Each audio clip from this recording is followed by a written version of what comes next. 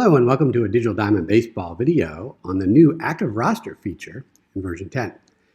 This is a really great feature for people who want to have a little bit of variety in their replays. A lot of times we're playing real-life replays which have real-life transactions and as-played lineups, and that can be a real blast. But sometimes you want to have maybe some random transactions that are generated, representing things like injuries. And no as-played lineups. So this requires you to actually manage your team and your roster as unexpected events happen throughout the season. And that's what the Active Roster feature does. I'm starting with the 1968 library here, and I've done nothing with it so far. I've just installed it. There's a couple of different ways to use the Active Roster feature, and the first way I'm going to do is just to start with a fresh library here and do very little to it. So first step is to go to the library options. And what we're going to do is we are going to activate this feature. And there's several choices. The first thing is, how often do you want your transactions, your roster management and transactions to happen? And I'm going to start here with just every Monday morning. You can choose any one of these options, including a random one, which will cause these to happen at a random time.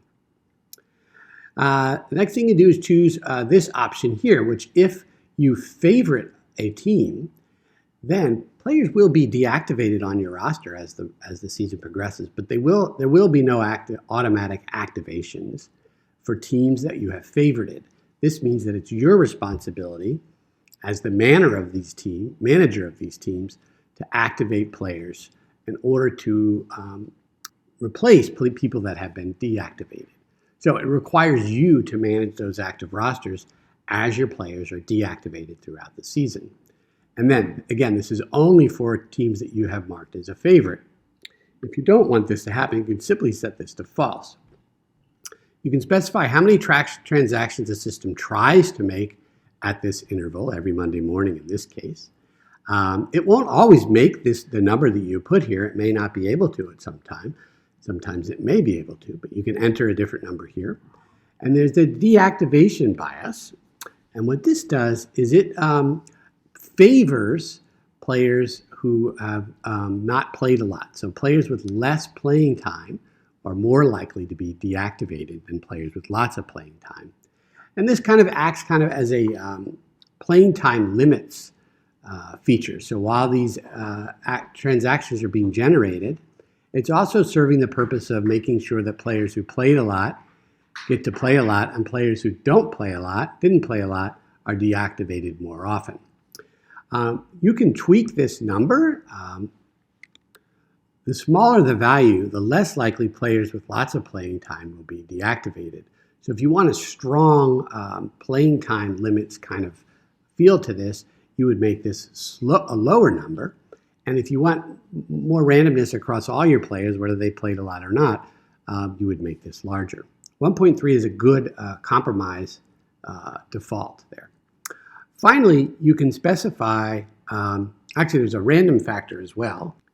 If you specify random for your frequency of how often the transactions are generated, this lets you specify, on average, what the interval will be between days when transactions happen. And this is on average because, remember, they're being generated randomly.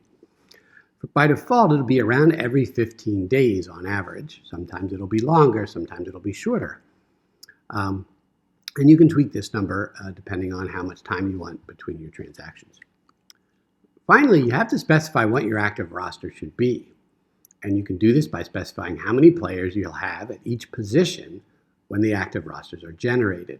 When you first start a season using active roster enabled, the computer will immediately set the rosters, the active rosters for all the teams, to match what you specify here. The default is 25 players on the active roster and at these positions. And this will happen automatically when you first play the first day of games.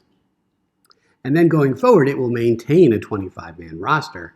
As players are deactivated, it will activate players to take their place, unless they're a favorite and you have this true. And then again, you have to activate players in order to replace the players that were deactivated.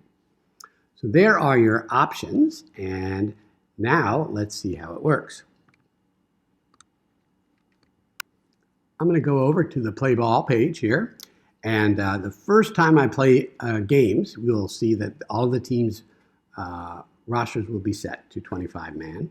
And also, all of the transactions that are currently in the library and all as-played lineups that are currently in the library will be removed. So let's just fast play the first day. And it doesn't matter whether we check this or not, or this. They're all irrelevant in this mode. Transactions that are generated will always be executed. And as-played lineups are never going to exist, so it doesn't really matter what you do for these. Off we go running the first day of games. And if we go and take a look at these rosters, you'll see they're all set now to a nice 25-man roster. So here's Atlanta, and we'll choose active only. And sure enough, we look down, there are 25 players who have been activated by this feature. Okay, let's jump back to the play ball page. And now we can start fast playing. And I'm going to fast play through a month, and then we'll check in and see how things look.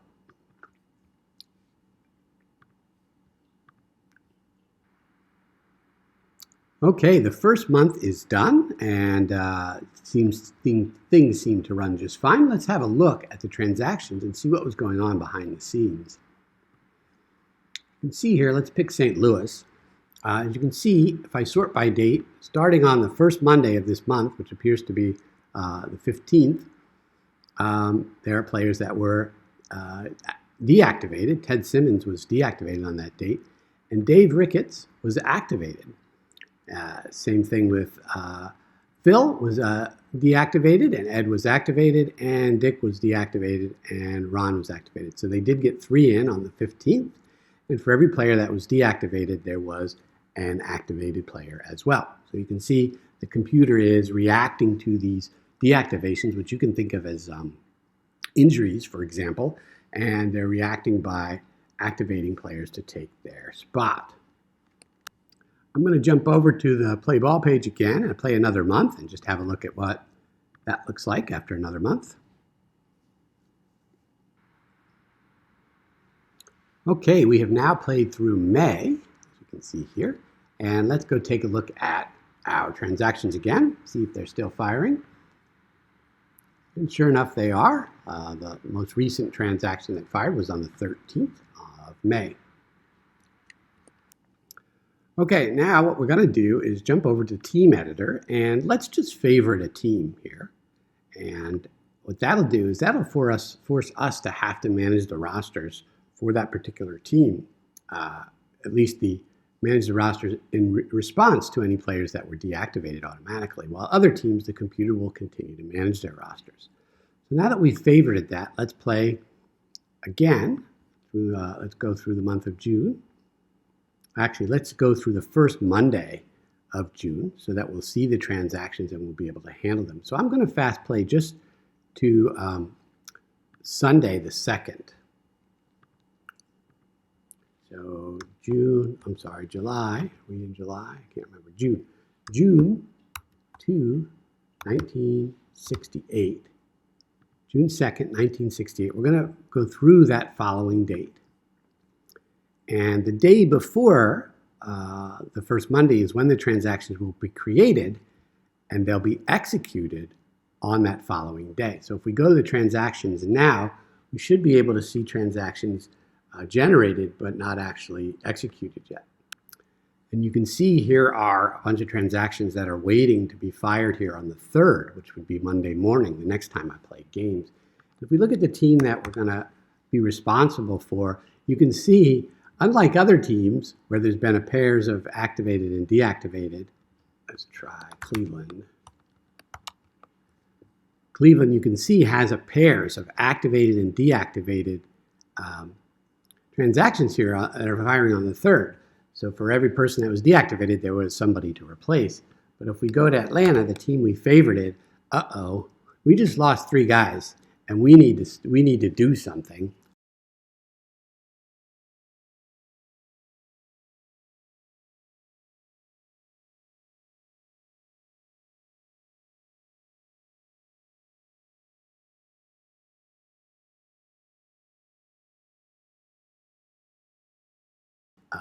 to replace them, we're not going to be able to field a team. So it's our job to manage those transactions. And we can do that easily by creating new transactions here for our team, Atlanta, to activate players that will take the place of these other teams. You could just go to the view players and make roster moves and go to Atlanta and find players and activate them directly here. There's nothing wrong with doing that. But if you want to have a record of what you did throughout the season, it's better to figure out who you want to activate and then come in here and add them as new transactions, activation transactions, so that you have a record. And then they'll fire automatically once you start the games on the 3rd. Okay, that's the this feature in a nutshell. Just a comment. I'm doing it with a library that I just installed and didn't really do anything with. But you can also do this with a draft library.